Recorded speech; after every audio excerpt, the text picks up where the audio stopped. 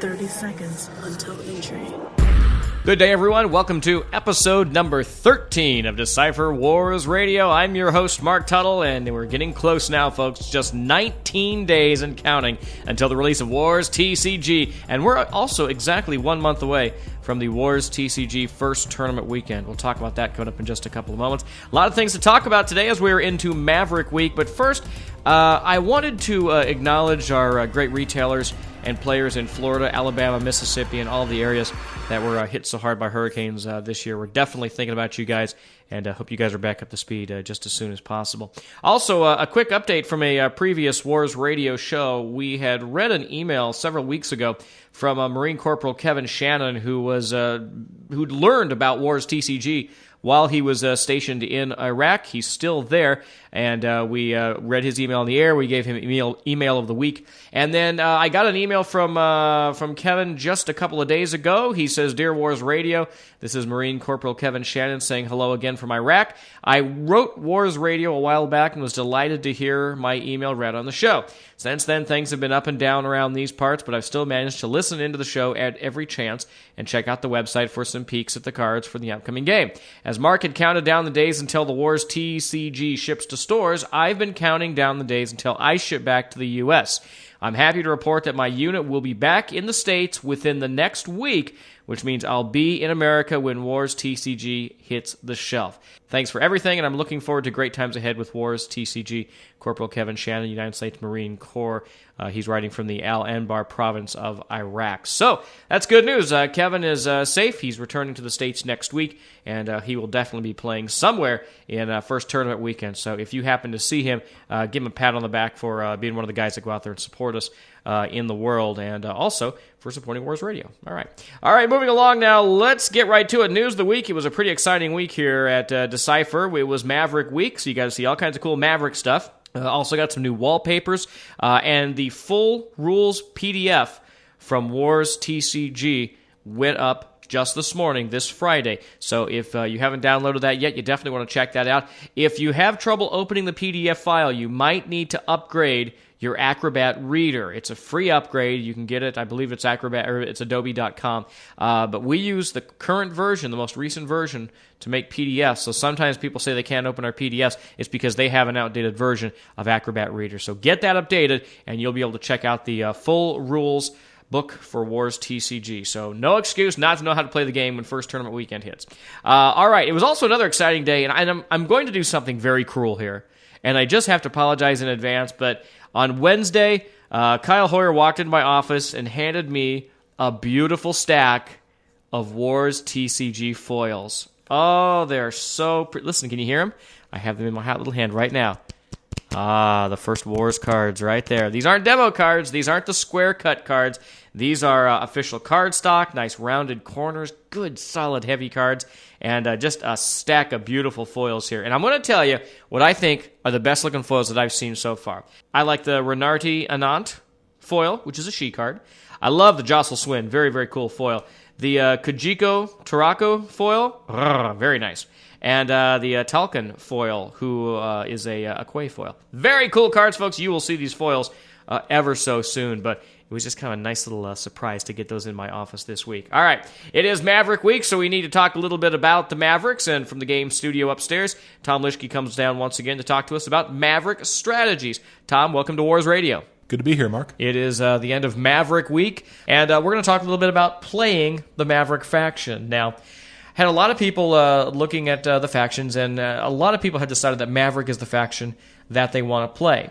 In reading over the Maverick cards, though, it's kind of hard to define who these guys and gals really are.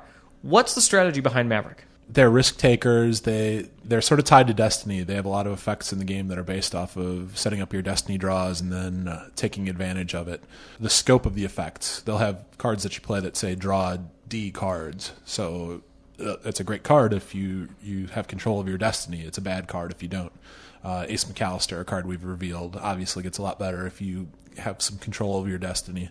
And then they also have cards that let you do some of that controlling of the destiny. Now, I had an emailer send me a question the other day basically said that their interpretation of the Maverick faction was that they would be the second faction in your deck. They were kind of a pickup faction. You'd go with one faction for power and space, one for power and ground, but the Maverick had all the tricks that you'd throw in there. Do you guys see that way upstairs? Or is the Maverick a faction that can really stand on its own? If you were going to stand them on their own, a lot of the power would have to be derived from controlling those destiny draws and making sure that the random element always went your way. All right, so you really do have a lot of the tricky stuff in the Mavericks. Yeah, okay, tricky. You don't want to say that, do you? Not. I wouldn't quite say it like that, but because each of the factions has their own tricks, it's just that the Maverick ones just look a little bit more like sleight of hand and a little bit more like they're cheating chance. So, I mean, it feels a little more slippery. Now, the Mavericks, and we don't have to spoil this card, but the Mavericks in the demo decks that we passed out at Gen Con this year had one of the most powerful ground characters we've seen in the game so far. Now, did he make it in that final form into the set? Yeah, more or less. More or less? Okay. More or less. We'll show him eventually. He'll be the leader of one of the Maverick subgroups, so he'll be a big deal. All right. Mavericks in space, how do they do? Again, if you control your destinies right, you'll do fine. They don't really have as big a capital ships as, say, Earther Faction or even the Gonjin carriers, but they have a little more diversity. They have some fighters that are a little stronger than maybe the basic Earth fighter is. They tend to have a bunch of inverters up there, so again, that's where they give the impression of trickiness. They do things a little bit less through brute force.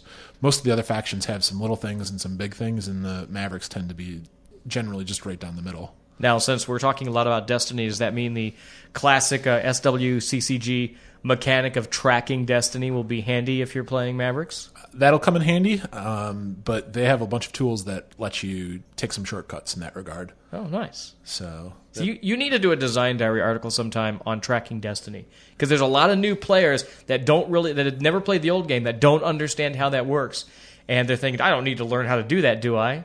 You know, it's interesting because I was never the greatest Destiny tracker in the world. When I had 3 cards left in my deck, I could track it. Yep. I don't know that I ever tracked a card through more than about 10 cards in a reserve deck. I just would always lose it by 1. All right, let's spoil some cards. As usual, you bring some presents down for us for Decipher Wars Radio. What do we got today? A couple cards here, Ensnared, and the other one is one of the characters from Mike Stackpole's initial story, Starhawk. Mm-hmm. Let you go first with Starhawk. All right, Starhawk, he is a unique Maverick character. He has a cost of 4, Destiny 3, 2 Maverick support icons. His character line reads, Character, Accord, Rogue, Unit. He's a Power 4, Tactics 3, Defense 5, so he's got some pretty good stats on him. Yep, not too bad. His game text reads this: Each time a card is revealed for Battle Destiny during a site battle here, you may pay 3 energy. If you do, make that card's Destiny plus 2. You may change no more than 1 card's Destiny using this ability each turn. So how am I going to use Starhawk exactly? Well, that card that you brought up from the demo decks at Gen Con is a good example. You know, that one had a target that you wanted for your total power, and that's a card, Starhawk's card, that gives you some control over hitting those targets. The Mavericks have a few cards like that you target a certain number, and if you can hit that number on the nose, good things happen for you. Which, what you're talking about is the text of the Rifleman as it appeared in the demo decks, which was 21. Right. Gotcha. Okay, good. And it's got a really cool picture on it too, Starhawk does. Which, if you got the short story, you saw that picture. Yeah. All right. What do you got? I have Ensnared. It's a 4 energy cost, 1 Destiny with 3 Maverick support icons. It's asset location, and the game text is, you may play this asset beneath one of your opponent's locations. You may play this asset only beneath a location where your opponent has a ship or unit. Each of your drains here is plus 3. So you put that down on a 2 icon for your opponent. There's a drain of 5. Well, sure. What happens if there are no units there, though? I can't play it. Okay. All right. So, I mean, the obvious little story hook is that you have to put it someplace where the opponent has some guys, and then you get rewarded for clearing them out. Okay. Nice. Something to work for. Then you could probably build a deck around that. Sure. One thing I wanted to clear up with this game text, it's a little bit, the rule, without having the rules in front of you, you might think that you could only play it on your opponent's location, but the way that assets work, you can typically only play them on your own cards. So that first line that says you may play this asset beneath one of your opponent's locations means that you can play it under any location in the game, yours or theirs. Tom, as usual, thanks for coming down and chatting with us. It's Maverick Week on Wars Radio. Sure, Mark. Moving along right now on Decipher Wars Radio, we're going to talk about tournament resources. I want to make sure that you're able to find Wars TCG tournaments in your area, especially with the first tournament weekend stuff coming up in just a couple of weeks from right now.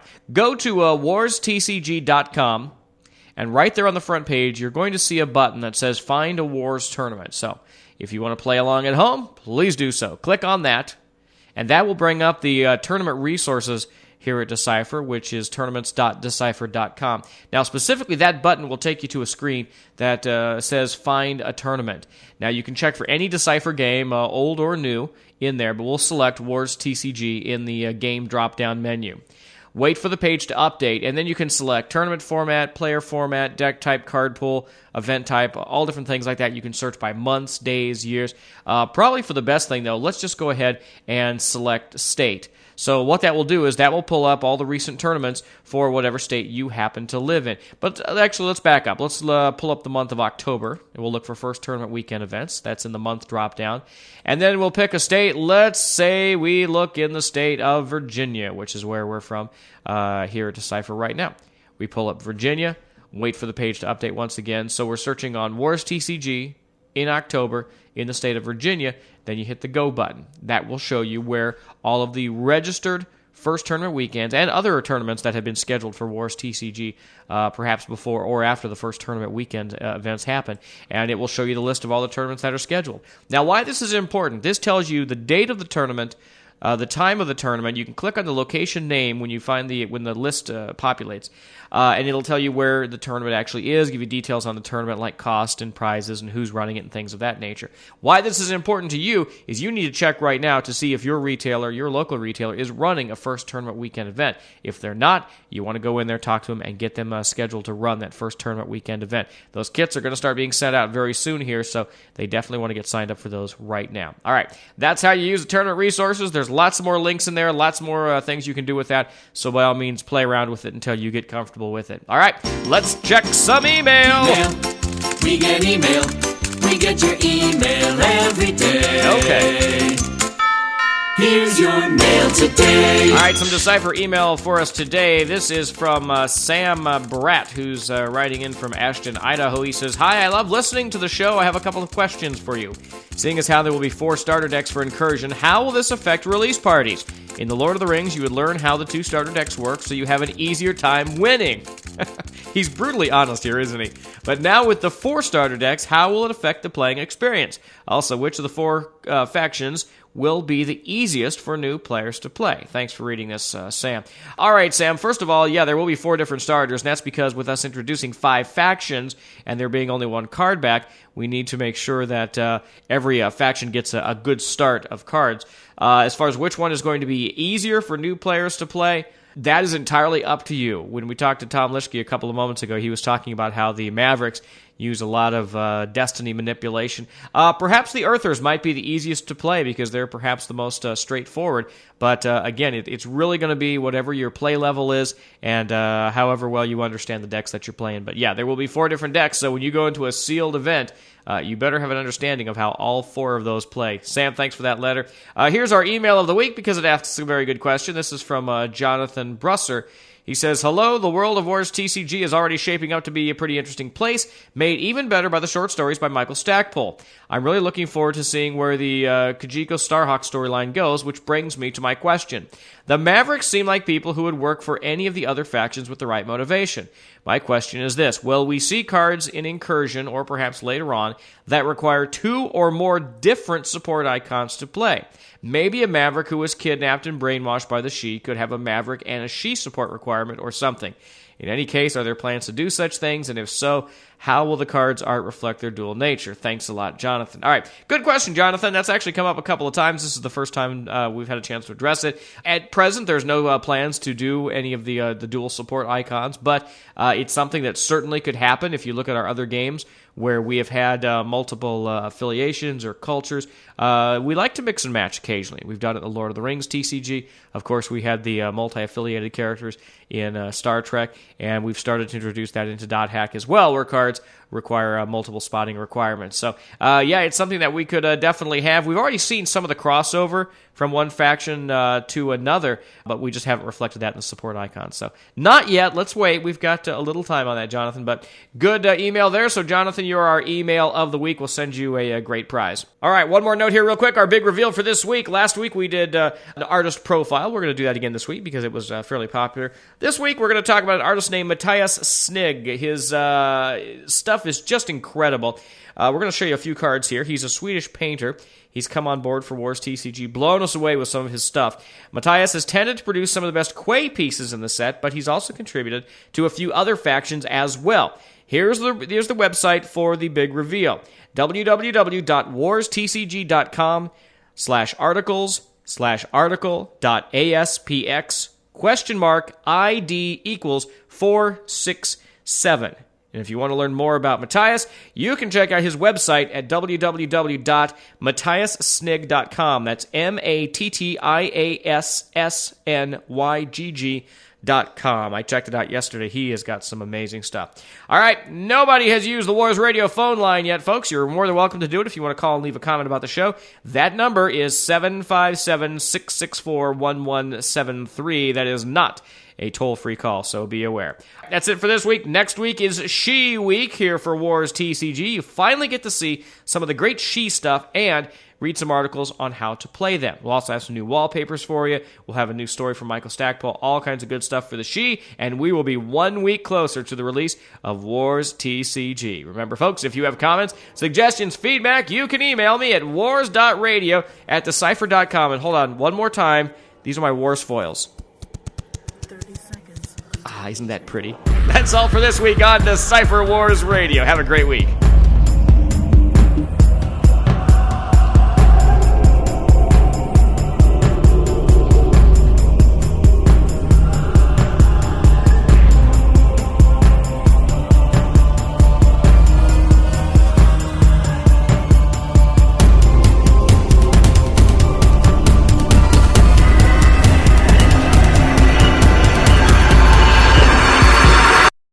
Signal verification is complete.